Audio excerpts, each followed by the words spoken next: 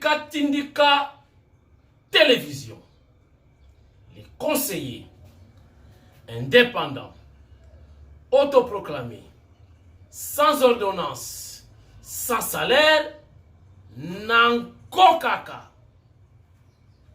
Chers internautes, bienvenue dans ce nouveau numéro de Tindika avec Kamwasi Chilombo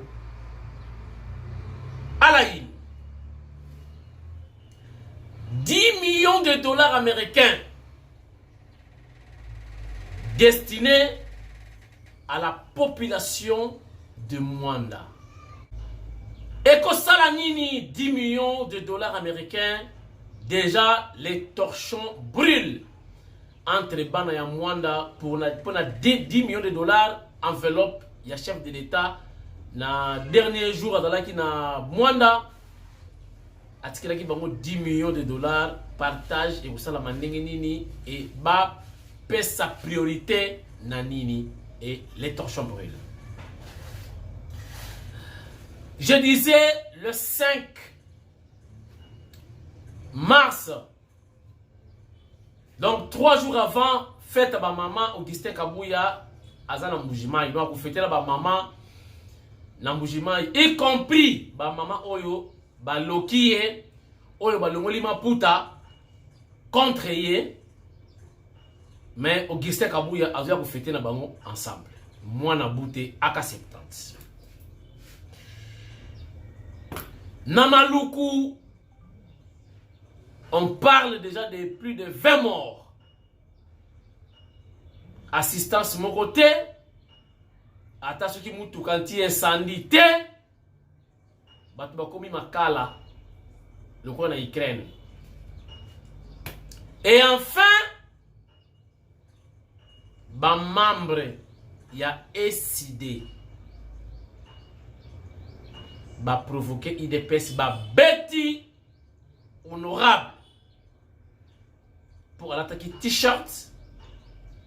Il y a Félix Tshisekedi Mukontombolo Mokonzi Mboka. Est-ce que ezalaka to ezalaka te yangonde à la une?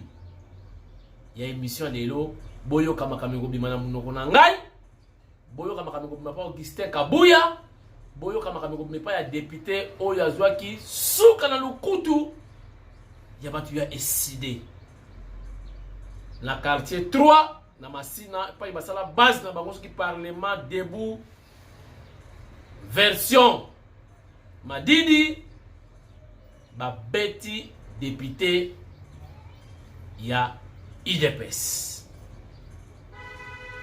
Émission ebandakate ebandi.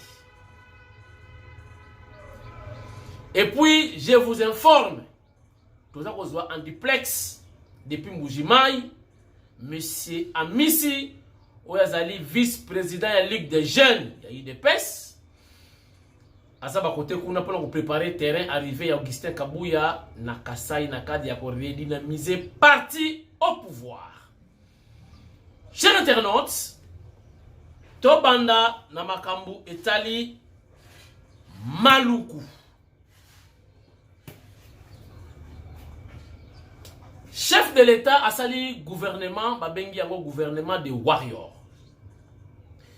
Ba warrior bazalo ba guerrier. Donc bazalo ko ba guerrier. Donc le ko la ba Rambo, le ko la ba Schwarzenegger, le ko la ba Jackie Chan, tous on a formé wana.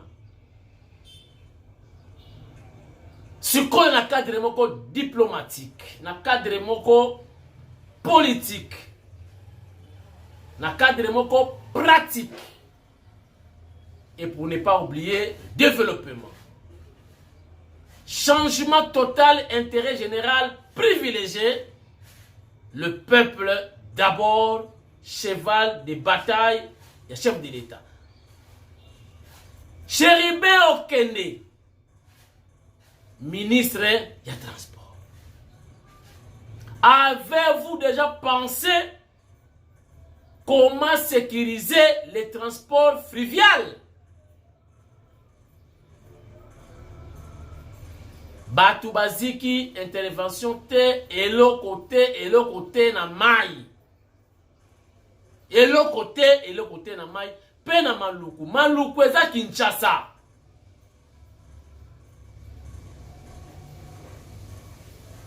Warrior, Okende. Député, Okende. Maluku. Bas passager calciné. Aucune intervention de la part du ministre, du ministère, du transport. Bas sapeur pompier, est-ce que Bazalaka? Ce qui baza wapi. Quel est le changement positif dans le ministère et le transport? Baka ya mwana. Toyo kake hélicoptère moko longwe et il faut intervenir, qu'on sauve partout et puis qu'on prend moto. Est-ce que ça est possible? Oui, est ça possible.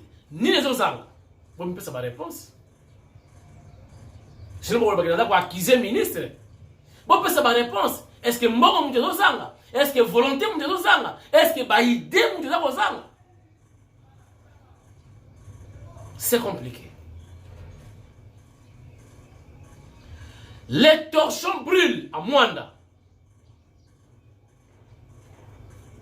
Entre la population et les autorités. Entre autres ministres hydrocarbures. Relativement à l'enveloppe, il y a 10 millions de dollars. Oh, le chef de l'État, Pessimong Outaki, il semble, selon l'information de Zanango, na Perenko. Mokonzazi enveloppe à 10 millions à Tikeliba na Mwanda.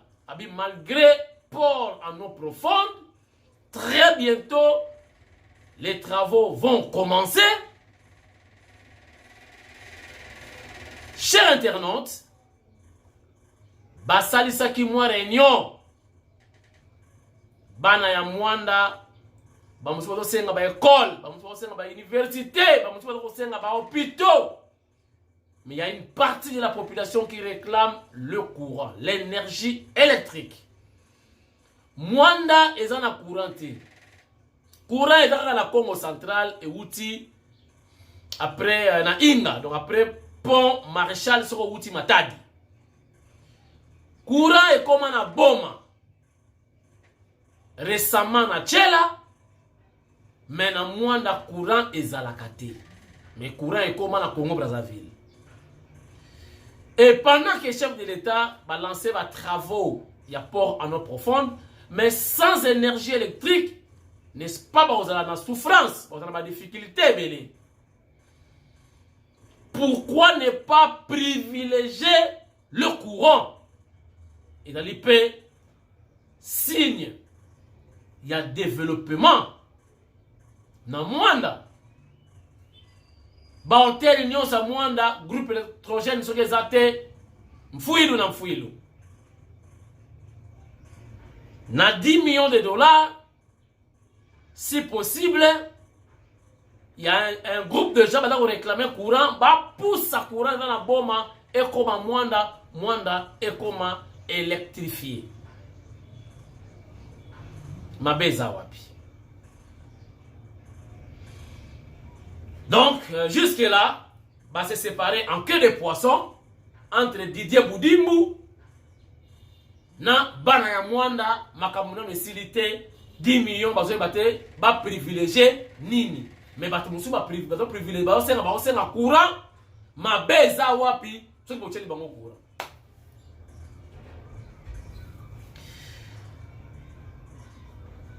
Nauti Kolobawa,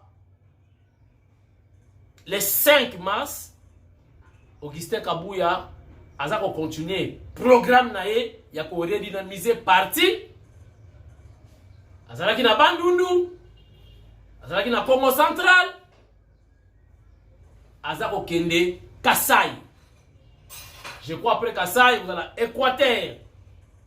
Mais déjà il y a une équipe d'avance au bas sur place avec Amissi Adolphe, je crois, où Azali vice-président de la Ligue de Jeunes, ndi ala okamba équipe où Azali na Kasai.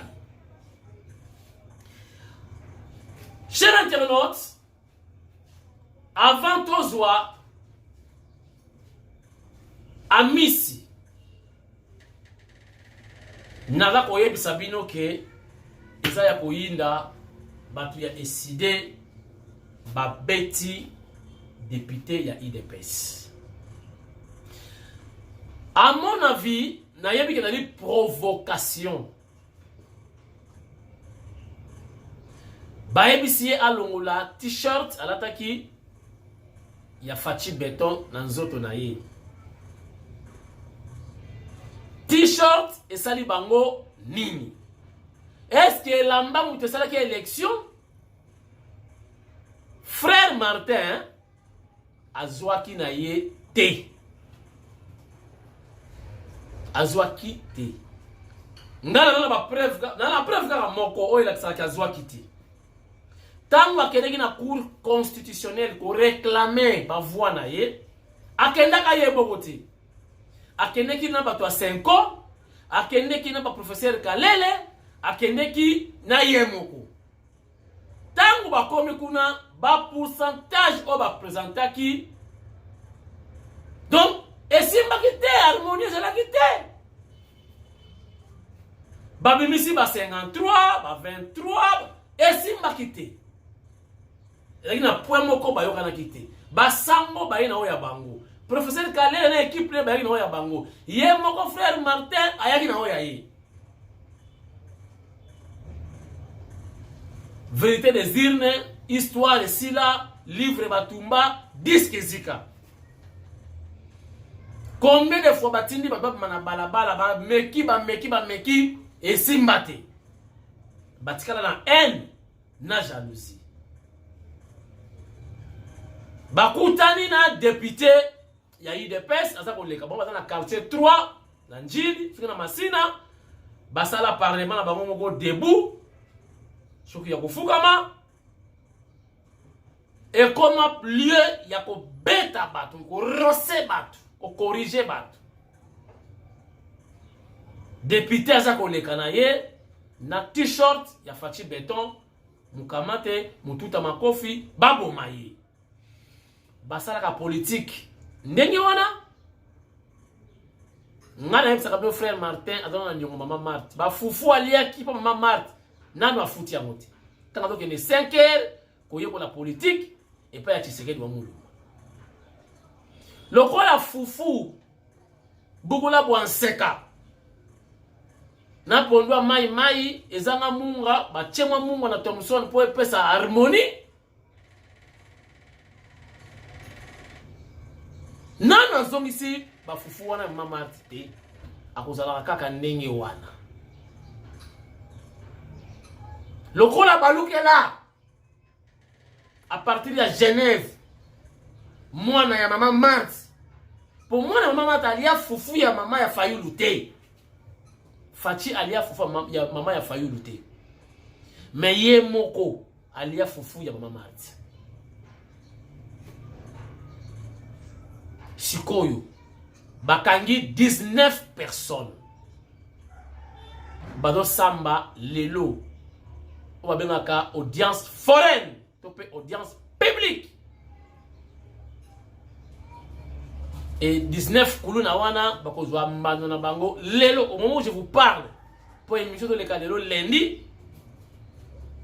kuna déjà audience foraine je crois ils ont banda base à la puni sévèrement et puis bah on a chance si c'est à l'époque de Mobutu le pangouin bah on a le parlement debout et comme le bureau est impère drapeau impère comme matawana bon c'est ensemble merci dans la tête ya mboka oyo Fachi Beton mwana ya Tshisekedi mwana ya démocratie mwana Kinshasa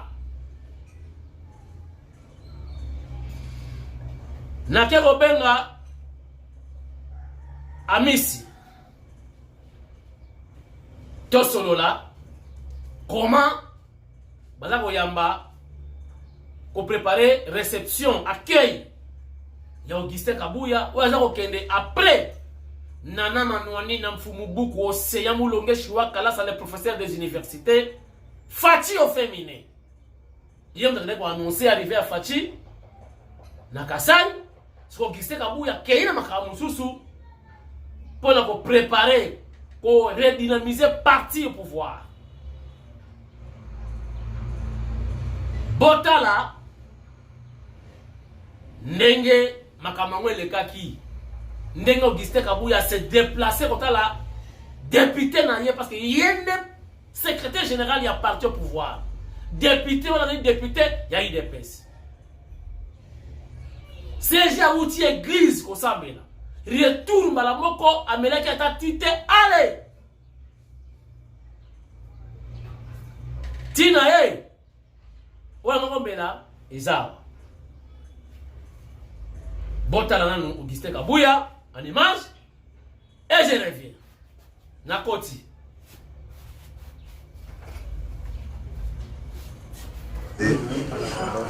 Le multipartisme dans notre pays. Si aujourd'hui, un individu ou bien un groupe d'individus s'interpose pour interdire aux Congolais de ne plus s'exprimer ou d'appartenir dans une famille politique autre que la vôtre, c'est très scandaleux. Ça ne sert à rien même de faire trop de spectacles par rapport à ça. D'abord, c'est un député national, un élu. Même pour son interpellation, il y a trop de cérémonies. Mais si un petit groupe de gens s'organise pour les tabasser, l'humilier, je peux vous dire que c'est toute l'Assemblée nationale qui est visée. C'est vraiment inacceptable. Moi, je me suis déplacé pour voir son état de santé. Je suis son secrétaire général. D'après tout, nous sommes un parti au pouvoir. Nous n'avons jamais imposé notre volonté à qui que ce soit que vous devez faire partie de l'IDPS. Mais si aujourd'hui les gens se donnent des lixes d'interdire à l'IDPS, nous ne pouvons pas accepter de tels genres de bêtises.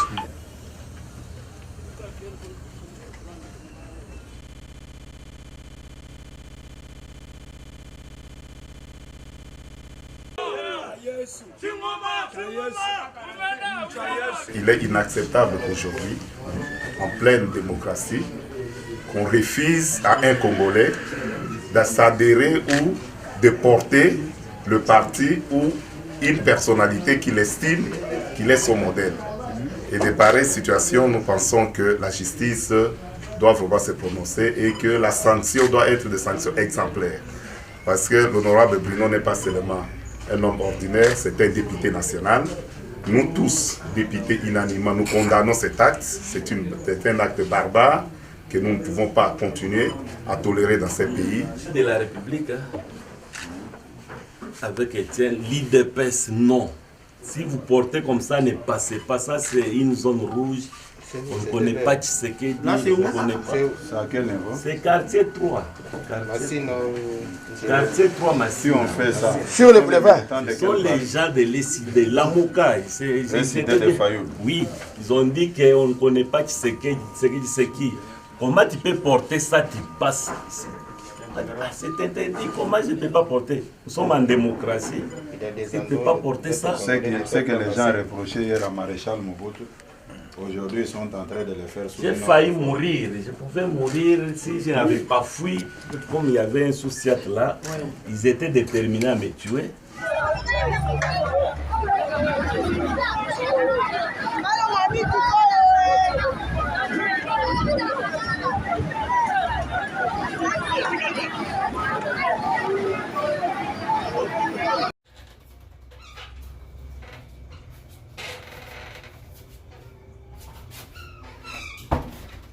Voilà.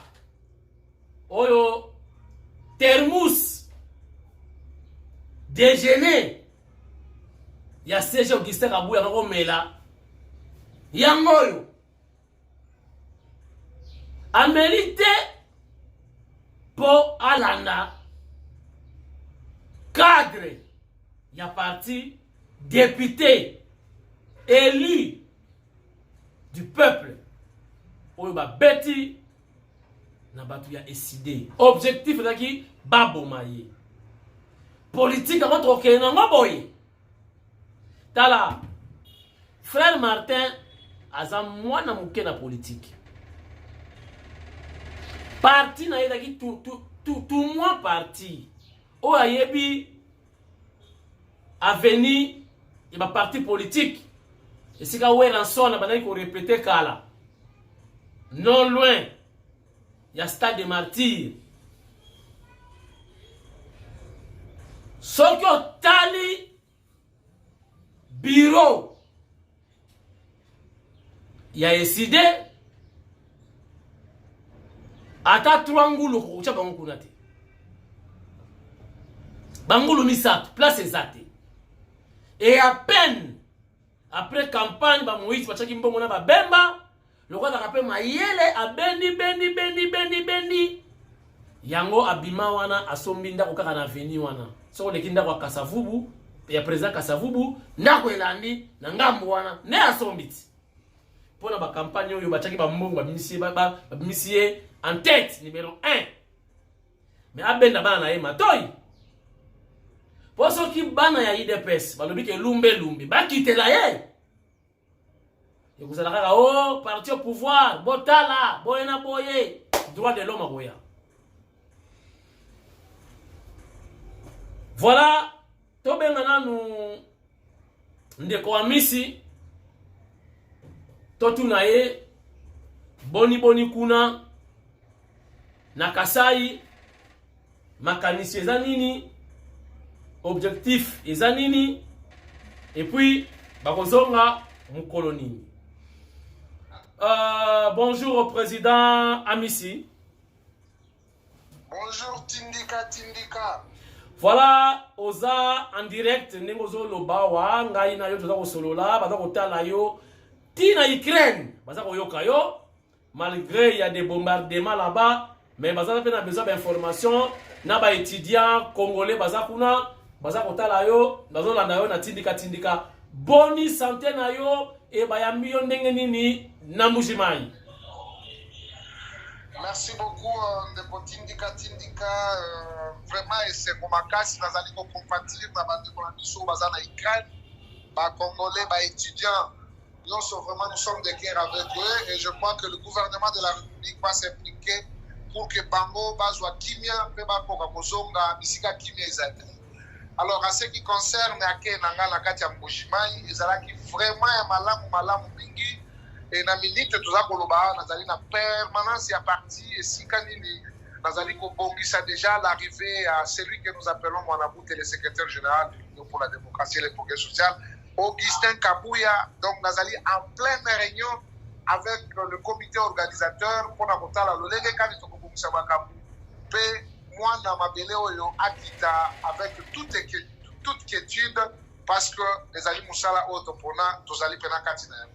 Ok, pesa langa déjà bandeko nyonso mbote pesa président fédéral mbote eutie pa ya Tindika parce que bangonde bakoyamba vraiment Augustin Kabouya basala kaka neye basala yepona nana manwanina na Kasai. Bon nalingi na lekisa yo président fédéral yo moko o transmettre ye maloba. Ok, passez. Monsieur le président fédéral. Allô. Président fédéral, bonjour. Bonjour, Tindika. Président, Lobana, nous bomoni déjà Elilingi ya CG Kabouya Amissi ya komi kuna boyambi ndenge nini esengo nini bozala ngo kuna pesa biso l'ambiance qui est. Vous m'en parlez pas de problème. Hein? Oui, monsieur Tindika. Oui, ambiance eza ndenge nini kuna? Ambiance eza ko sakanate okati le président fédéral asisa yikolobate zoye. OK. Allô, Tindika na Solando. Ouais, président fédéral, ambiance eza ndenge nini ndenge bozu déjà Elilingi. Chaleur vraiment. Na arrivé ya AK47 mwana kuta. Watoto ya Mbujimayi toloba ya Fédération Mbujimayi, Fédération rurale ya Kasai oriental. Bango nyonso baza vraiment debout bozela vraiment arrivée imminente ya secrétaire général ya samedi. Watoto aussi sa réunion ya stratégie, délégation à Kinshasa, Fédération Mbujimayi na batutu tozali na bango awa. Alors, toutes les batteries en marche pour arriver na préparation à accueil penda ya le secrétaire général. OK, na profiter na occasion président fédéral na tunayo ba mama wana o babwaki maputa contre le secrétaire général pour na bakametali candidat Ouais. na Mbujimai kuna candidat gouverneur. Est-ce que ba maman wala ba maman ya IDPS to ba ba infiltré? Tindika ba maman wana toyebi bango te. Kuti so bolanda ki mona déjà déclaration ba maman Ligue des femmes. Ligue des femmes pendant la fédération IDPS sala ki déclaration ya solo. Ba maman wana toyebi bango te. Toyebi place ba wuti te toyi kan ndenge basali ndenge. Et puis c'était à l'insu et puis so basali dans une minute ou combien. So toyeba ka vraiment je ne sais pas ce qui pouvait advenir. Mais sinon comme nous étions trop pris dans le dépôt ya candidature ya candidat ya gouverneur Nabiso. Mais sinon, il y avait déjà une réaction musclée à la Ligue des femmes. Ligue des jeunes peut pas réagir à moi. Ah, ok. Merci beaucoup. Sommes à la président Amissi. Adolphe, Yewan. Tindika, Adolphe en ligne. Ok, président Amissi Adolphe Sikoyo, Yebisabiso, Nini Nali prévu na descente. Il y a CG, programme les années Bokobanda Wapi, Bokosuka Wapi, CG Kotambola Ti Wapi. Bon, et donc il faut qu'on retenir que la première des choses en direction principale, ils allaient d'abord Mbujimayi. Après Mbujimayi, parce que Nape na outiko découvrir na Nzoka Chile Ngeza na musika na Mbujimayi te. Kabe yaka mwanga pe ezali pembeni, Miabi pe ezali pembeni, Molegi tu sais, Mwenedi tu pe ezali pembeni, et donc dès que le numéro 1 du parti, celui qui gère les partis au quotidien, pour l'instant, est le numéro 1 du parti, Augustin Kabouya Okoma. Donc, la première d'accueil, il faut Azwana Nomulunge à Mbujimayi. Et le reste, vous avez une suite logique parce que na coin il faut permettre à visiter 5 à 6 fédérations. Nenga Salaki na Congo central, Nenga Salaki na Bandundu. Maintenant, c'est le tour du Kasaï. Ok. Donc, vous recevez un Kasaï oriental ou bien Kasaï occidental et puis ils ont même prévu. Vous allez dans la Kasaï oriental, après vous reçoivez Kasaï occidental, après il faut reçoivre Maniema, après il faut reçoivre Nord Kivu, Sud Kivu, mais pour l'instant c'est le Kasaï oriental. Merci beaucoup, Président Amissi. Peut-être vous avez un mot particulier à lancer dans les Congolais, parce qu'il y a des partis, il y a Batutu. Oh, il y a Rolanda, Sukro, équipe d'avance dans Mbujimayi. Ce qui est message particulier, Zali, vous avez l'antenne. Bon, tu as ici Bango que Batika distraction, Batika léthargie. Oh non, il faut mobiliser, il faut redynamiser. Voilà la redynamisation du parti.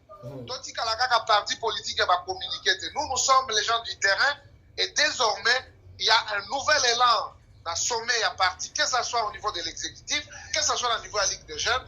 Je crois que les parleurs n'ont pas toujours raison, mais les faiseurs ont toujours raison parce que le président de la République veut voir un parti qui rayonne, un parti qui brille, un parti qui défend ses idéaux, un parti qui sensibilise, qui mobilise, qui implante. Je crois que nous sommes dans cette logique. Le président de la République a déjà donné une ligne à suivre. Je crois que nous sommes là justement pour l'exécution de ce qui a été la volonté de notre chef. Ma combattant sur base à la tranquille, nous sommes sur terrain, nous sommes en train de travailler. Et je crois que le travail, on est allé pour abonner à IDPS, ils allaient pour abonner à Banatou, il y a des combattants qui pour se reconnaître, il y a grande famille, autre bengi, union pour la démocratie et le progrès social. Bambote Bele Bissika Bango Bazali, tous allés on a Kasaï oriental, Bissika tous allés qu'on séjourné, gloire à Dieu à cause de l'IDPS. Quand même comment on a Kasaï Yango, peut-être ça pouvait être le mythe pour moi, mais les lots Nazako Sambu Sayango, comme on a dit dans la réalisation de la opposition, on a quoi dit. Ici, pendant bilanga ya danger. Or que les journalistes, vous savez, or que biloko ya danger, ça la kati ya mboko. Tout ça, en tant que communicateur privé du chef de l'État, nous allons mettre à nu. Oh, nous sommes à Batama, mais nous sommes à face ya Mokil Mobimba. Va comprendre que non, le chef de l'État est à pied d'œuvre pour transformer la République démocratique du Congo, son pays, et surtout Congolais a sa responsabilité parce qu'il n'y a personne qui va construire le Congo à part lui-même Congolais. Merci beaucoup, Président Amissi. Je crois na souhaité bon séjour na Katia Mbujimayi. Torokuta Nakaka na retour. Merci beaucoup. Voilà. Merci, chers internautes. Donc, c'était là le président Adolphe Amissi depuis Mbujimayi. Chose promise, chose dite. Bo vivre de la kakibino qui a koloba awape à lobby en duplex depuis Mbujimayi. Chers internautes, nous avons le plaisir de représenter l'émission Lelo matinale. Émission il y a premier jour, il y a semaine, donc tous allez lundi Lelo. Et puis, nous avons souhaité bon séjour dans Moutoumoko, mais à Ebisingaï, na lobana nous teso kazawapi na bombi. Na bombi. Merci beaucoup. Tokutani lobby mardi, mais en tout cas, ma salutation globale. Na binonyo sobotala ka émission oyo. Na binonyo sobolinga ka mwasi, puis bolinga ka tindika na ko recommander bino que restez branchés ou fidèles au programme de Tindika, donc décevoir binoté et surtout que tout ça pour soutenir ma valeur, c'est l'UDPS, ma valeur c'est Fachi Beton, Moukantombolo, Mfumu Waditunga, Nangamoko, les conseillers indépendants, autoproclamés, sans ordonnance, sans salaire du chef de l'État. L'émission a été conçue par moi-même, montée moi-même, réalisée moi-même, filmée moi-même, mise en ligne moi-même, décor moi-même, maquillage moi-même, habillage moi-même, enfin moi-même. Qui suis-je? Lobby. Si Augustin Kabouya yango, ngamo na gemela.